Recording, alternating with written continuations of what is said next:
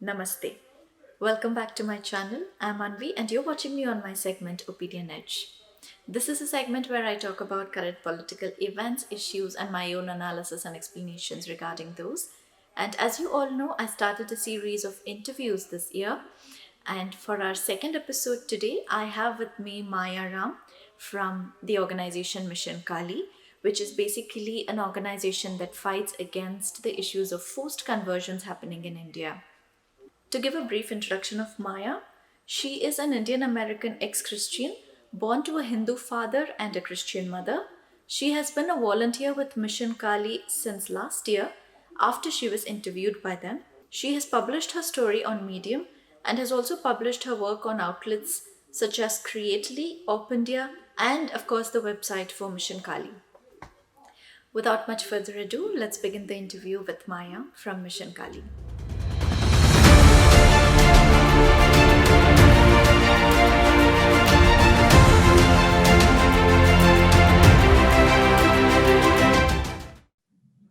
Namaste to all of you all. Welcome to the show. And namaste to Maya. Thank you so much for Namaskar. taking the time to be with us. Yes. So, today we're going to be talking about the issues of religious conversion and everything related to that.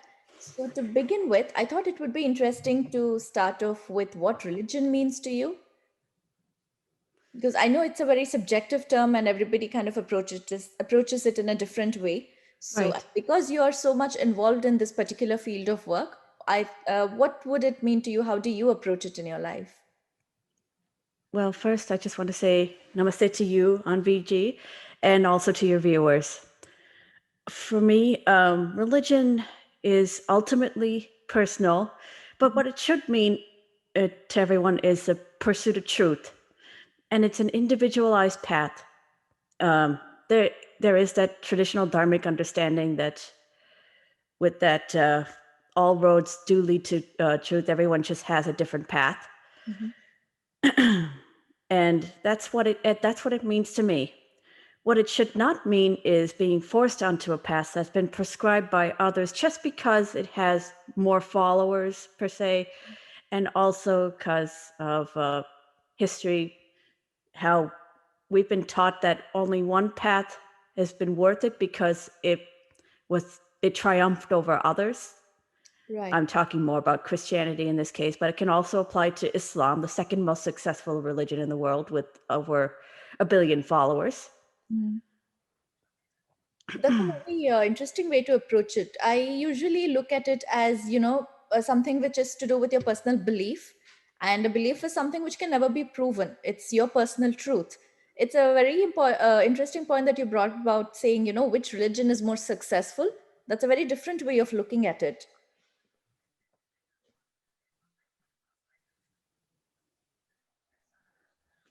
Yes, be individualized. Everyone's going to approach it differently. Mm. Even within the religions that force the most conformity, there is, every individual expresses it and practices it differently. I Right. use the word successful only because of it's the number of followers that it Yeah. tends the two religions particularly tend to measure their success by. Mm. Yes. Ultimately, though, it is up to us to use discrimination. In we have the Vedic concept of neti neti, not this, not this. Mm. It's up to us to use that discrimination to determine what is real and worth our time and what is not real and not worth our time. And in my opinion, I think Christianity is the opposite of this dharmic understanding that we've had for so long about religion and or faith, whatever you wish to call it. Mm. Okay. And to introduce Mission Kali here, what exactly is Mission Kali about? How did it come to be about? And how was it run? I heard it's run mainly through volunteers. Yes, yes. So Mission Kali is it first is an all volunteer run group, Mhm. and since Mission Kali has been founded about 2 years ago, it has grown to expand beyond the Nada community in Tamil Nadu. The need became apparent, Right. and now it offers content in Hindi, in Malayalam, and Kannada. Oh, and great. English as well. And Okay. we're hoping to expand our offerings because it's not just a problem in one community, it's a problem in many, many communities. Right. And how did your association with Mission Kali come about? My association with Mission Kali began after I gave an interview on the Mission Kali YouTube channel telling my story. Shortly after, I was contacted by some volunteers with Mission Kali and asked if I wanted to be part of it. Mm. Okay. And I'm very interested in knowing your story. Yes, it's a long one, and I've told my story on multiple platforms. So I am an Indian American. I was born to a Hindu father and a Christian mother. Mhm. Uh, my father's family is from Andhra Pradesh. My mother's family is from UP, Uttar Pradesh. And from at a very young age, neither parent really forced their religion on me. But slowly, my mother started to uh, make Christianity more important over Hinduism. Like, for example, at a time when I was young, we had actually moved back to India when I was 7 after after being born in the US and being raised there for 7 years. We moved back.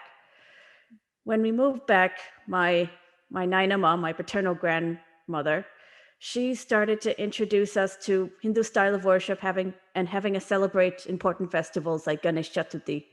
Mm. But my mother just would not have it. She just got angry when she found out that we were doing this. And from then on, however, it would be many more years. I was only 16 when I was forced to formally become a Christian. She found a particular Christian denomination that would so we I should reverse. So I moved to India when I was 7, then returned to the US when I was 11. Mm. After with the second time we came back to the US, she started to get more serious about finding a church that worked for her, a denomination. Right. And it took years, but then eventually she found one. And eventually she started making my brother and I go to this particular church. And then it came to the point where I was formally forced to become a baptized member when I was 16 and my brother was 13. And I remember this very clearly. When the pastor came to ask if my brother and I were ready, and he even talked to my father, who had not joined us to go to church and wasn't planning on converting. My Mm. father, of course, objected and said that the only reason we would say yes is because of our mother. Our mother would force us. And she sort of did. She said if we don't get baptized, she would not have a relationship with us. So it Mm. was coerced. It Right. was forced by all intents and purposes. So, of course, we said yes. We agreed to get baptized, and we did. After I became a baptized member, I did my best to be a good member of this particular denomination. I should tell you this denomination is one that's particularly fundamentalist and very strict. It's the Seventh-day Adventist denomination. Right. It bears similarities to 95% of all Christian denominations, except a few key differences. Christians, you might already know, worship on Sunday. That's their day of worship. But for Seventh-day Adventists, they actually believe it is Saturday. I believe that's the true.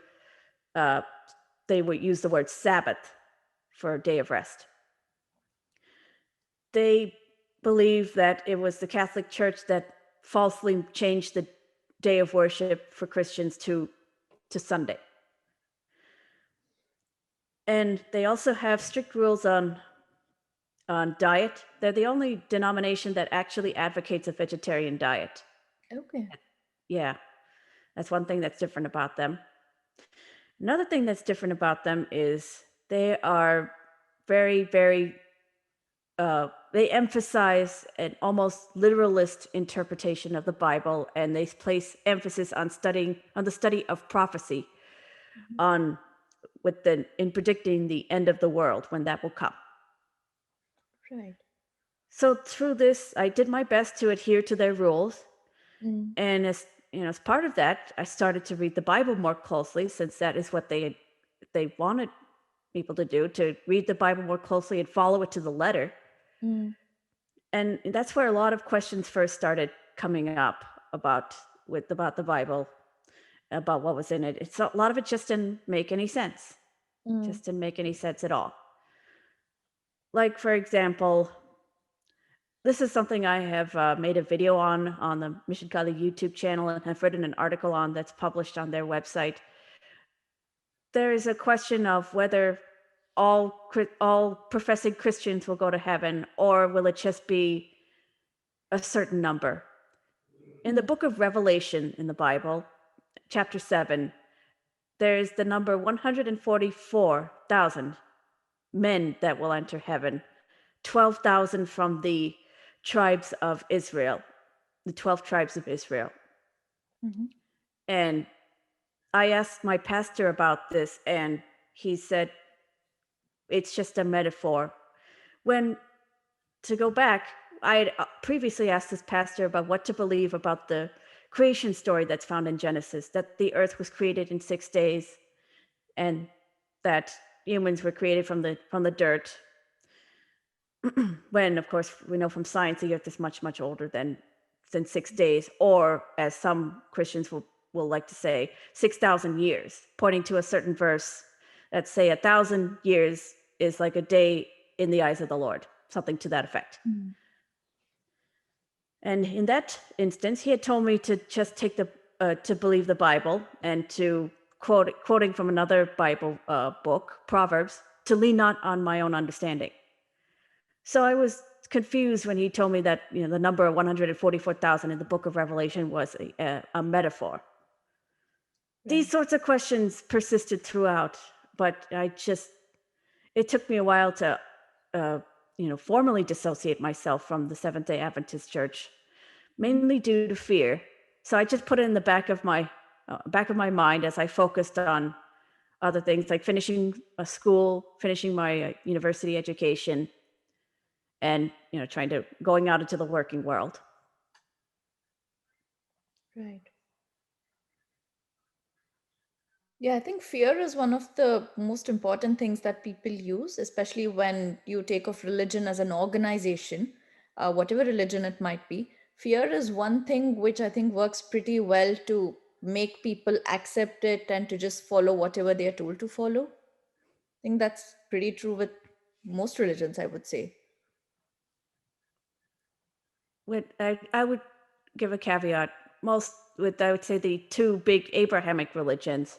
Mm, It's present in Judaism too, but they with a except for the ultra orthodox, I think Judaic understanding of this of their religion and their scriptures has sort of evolved. Uh, I guess throughout their journey, they've spent most of the century since the third exiled away from their homeland, and well, they faced troubles wherever they've went.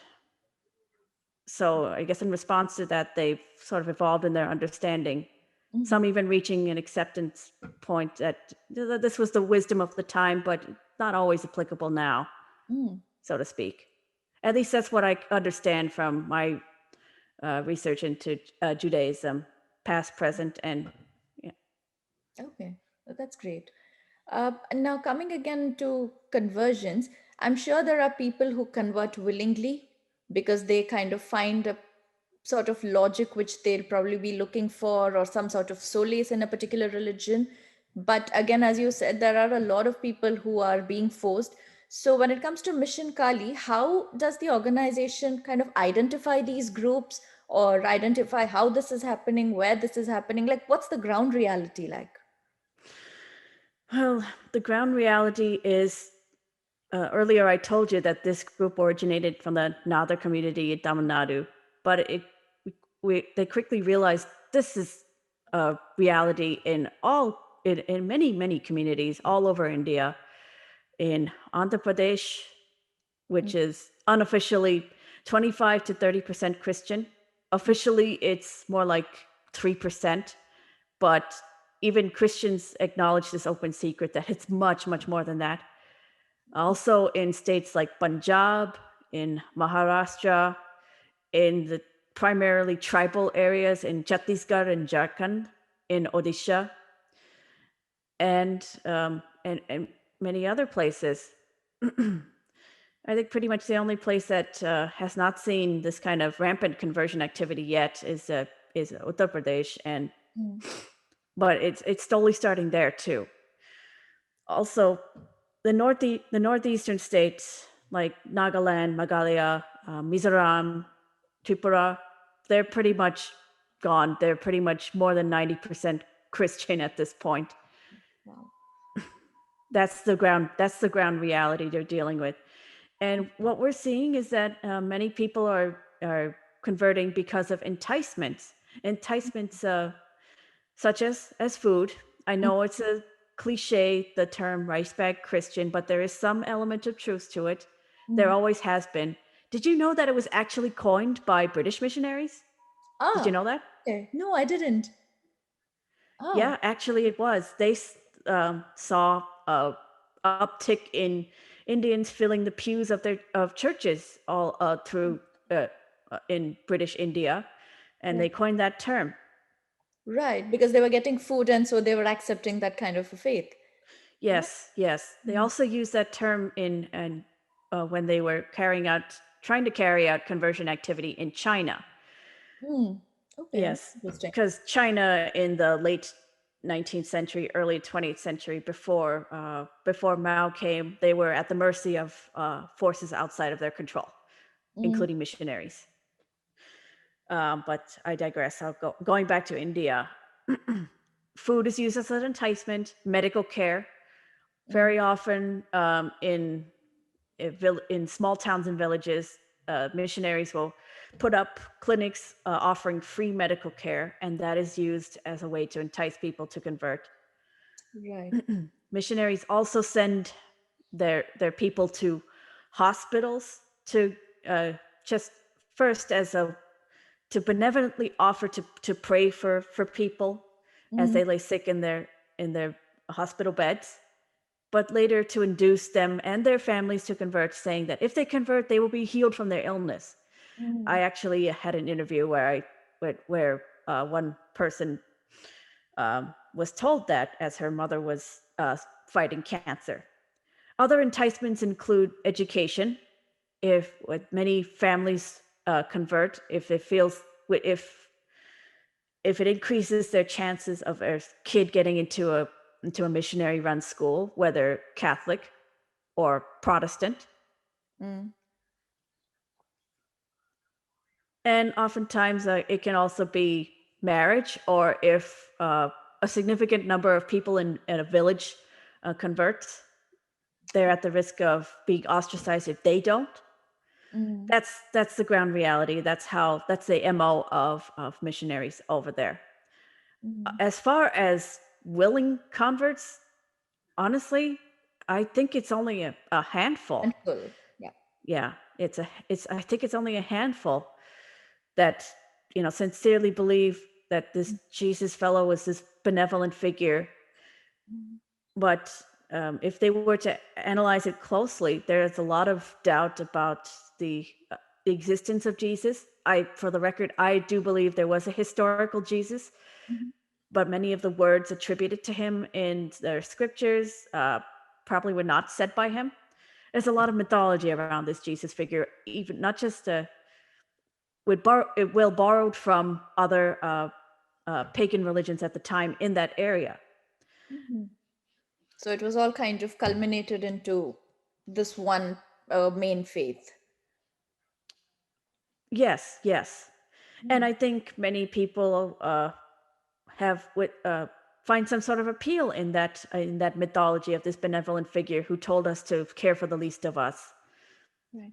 Even Hindus, some may have a picture of Jesus in their shrines.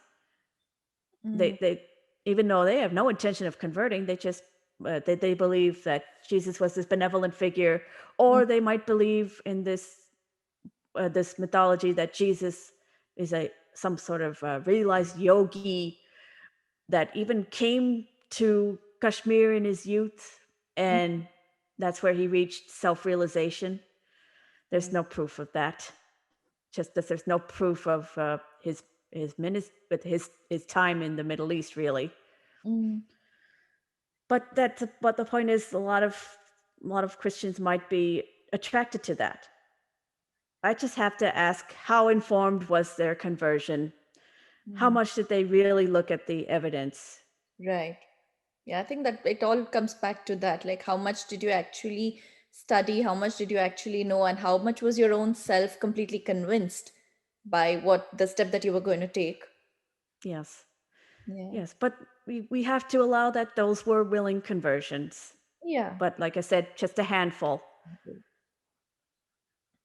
Yeah, the point that you raised about Jesus being going to Kashmir and all, I think we see it even in the current day where you have these sannyasis wearing these crosses, or I don't know, I might be confused. It's these probably Christian people who are dressed in saffron robes, or they kind of appropriate each other's faith just to pull people in.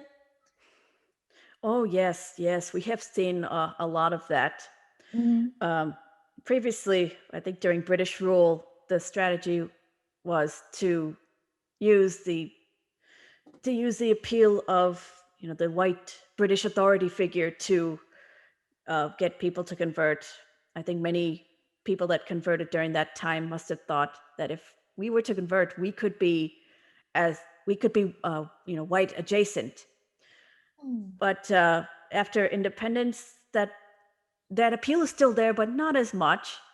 And if anything, I think many Christians had to adapt to the new reality of India being independent and to not stand out as much.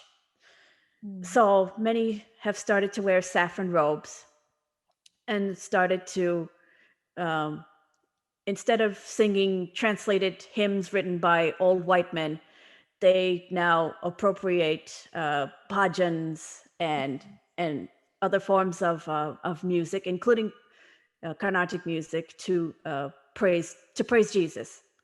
Right. Instead of using the deities of the bhajans that are traditionally sung, they will substitute Yesu or Jesus. Yesu is usually used Mm.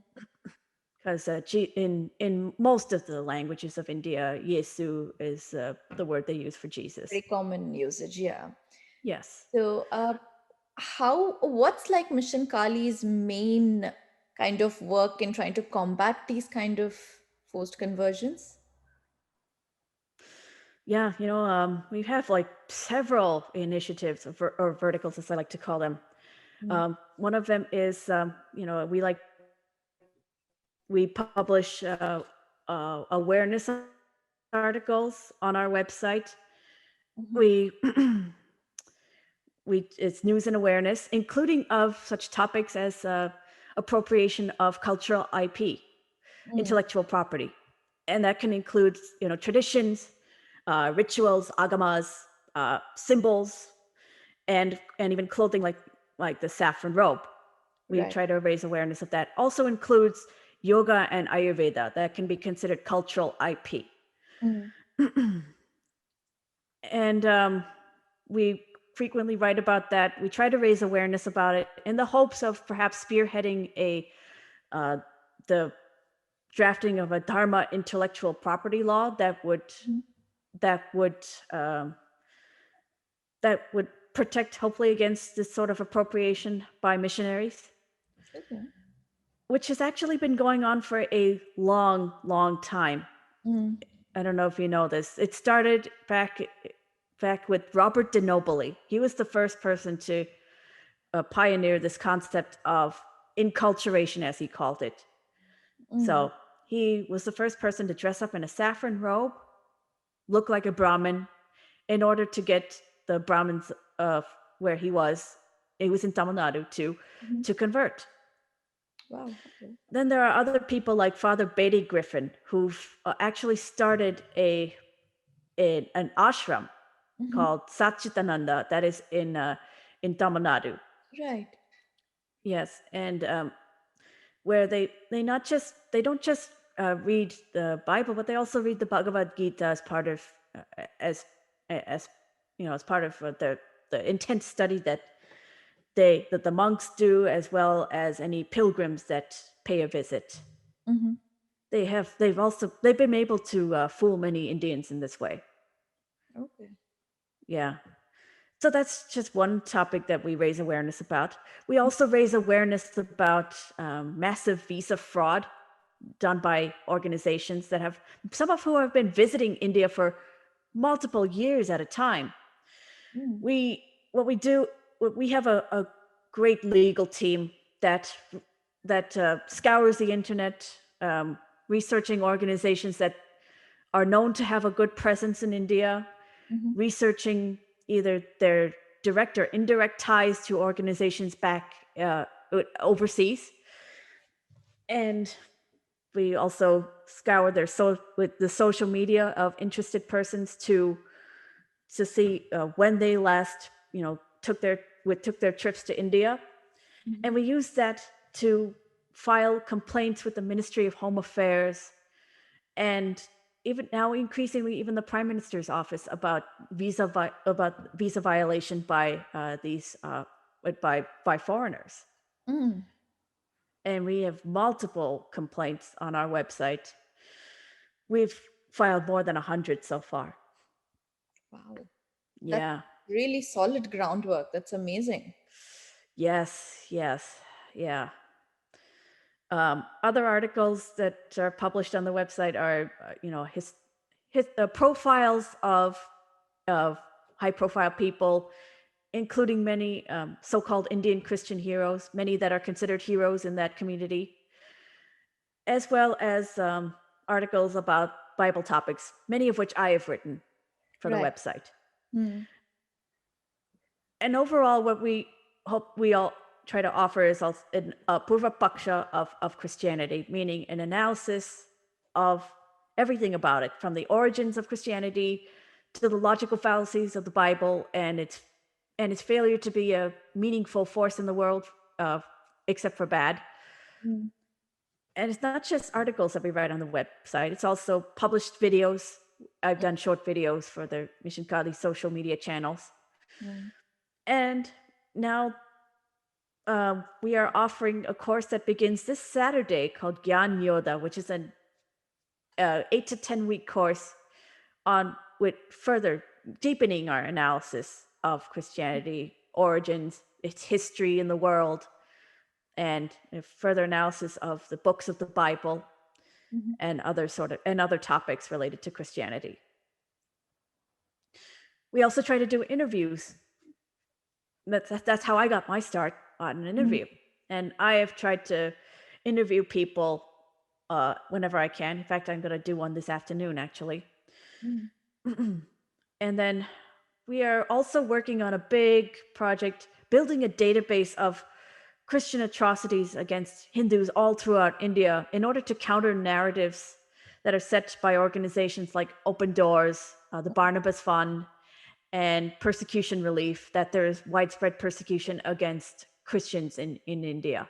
Mm. Ultimately, though, what we want to do is create reverse Joshua. Right. The database of Christian atrocities is called Project Chitragupta, and it would be similar to the Joshua Project's website, how it looks, if you've ever taken a look. They have, dashboards of the population of each country, the number of people groups in the country, as well as the percentage of reached or unreached people. How reached people means anyone that has heard the word of Jesus, and Mm. unreached means people who have not heard the word of Jesus. And they determine that by the presence of churches that saturate an area. That's how they determine the reach versus unreached. We want to create a dashboard just like that Right. in response. Yeah, it's pretty all-encompassing work that you're doing. But It is really great actually, hats off. Yeah. yes.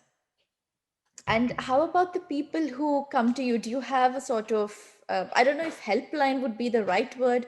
Somebody probably is, facing this kind of forced conversion or anything. And is Mission Kali a place they could go to or approach for any kind of assistance? Or like, what would your advice be? Um, we often get a lot of messages from in our social media pages uh, about any sort of suspicious conversion activity throughout India. Mm, We get messages all the time. Um, like for example, we in within Andhra Pradesh, there's been a ban on celebrating of festivals. However, one person alerted us that Christians were allowed to celebrate Christmas and New Year, and we published about that. Some of us have even alerted us to organizations they have found might have possibly violated visa laws in India mm, by doing conversion activities. We also get messages from uh, people asking how to help, if their family member has converted. mm. We don't have really like a phone number per se, but that's Right. people reach out to us in direct messages on our Twitter and Facebook as Mm, well, and they even email us from the website directly if it comes to that. mm. Okay, that's great. Any particular stories or incidents of any community or any people that you'd want to share who approached Mission Kali, or Mission Kali has, kind of helped them or assisted them in any way? With well, I had one person who reached out um, that she has had more than enough experience with Mm, with missionaries, and she reached out, uh, wanted to tell her story. She which she first encountered them in the hospital when her mother was fighting cancer, mhm, and she was uh, she had missionaries first praying over her mother just as an she thought it was an act of goodwill, but slowly started to realize that they were trying to get her to convert. They managed to convert her sisters, but she did not convert. It got to the point where she was made to feel guilty that, if she doesn't convert to Christianity, her mother may die, but she still resisted. Even so, she even ended up marrying a Christian man, and she encountered pressure there, but still didn't give in. And eventually, even her husband uh, stopped practicing and reverted back to Hinduism. mm, That was my most interesting interview. It ran over multiple parts, and it's up on the Mission Kali YouTube channel. mhm.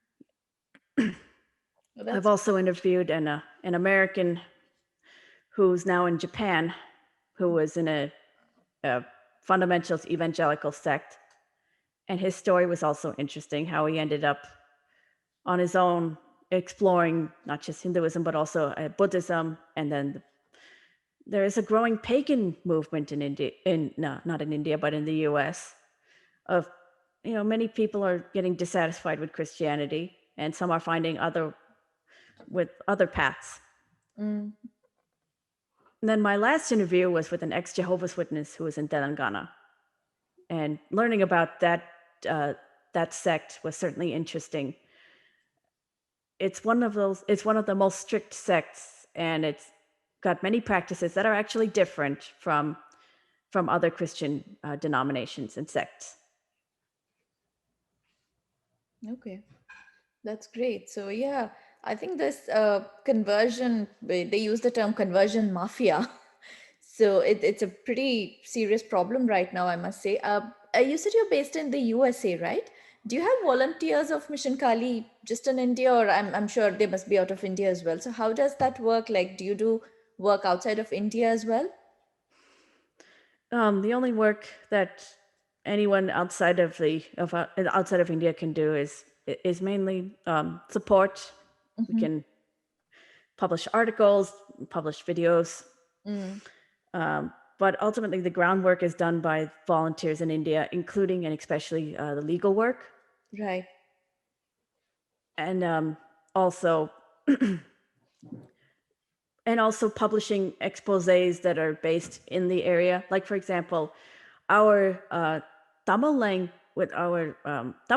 channel recently published several videos about Loyola College in Chennai Mm-hmm. of a rampant sexual abuse and a harassment scandal against female students at Loyola College at the hands of teachers. Mm. The teachers that they have, many of them are priests, and many of them are covered up. Sorry. So that we did that, so that sort of thing. Mm. And our Hindi language content, hoping to go in that same direction in the next few days. Where we have a collaboration with the one prominent social media figure in India that Mm-hmm. will be published, I hope, very soon. But even though we are a loose collection of volunteers, India and elsewhere, there's still a lot we can do in our own capacity. Mm. And that's what I would say to any viewers that might be interested. You can help out in whatever way you can. We're always looking for volunteers, Mm. and you can do your part if you're so compelled. Yeah, I think every small drop makes the ocean, is what they say.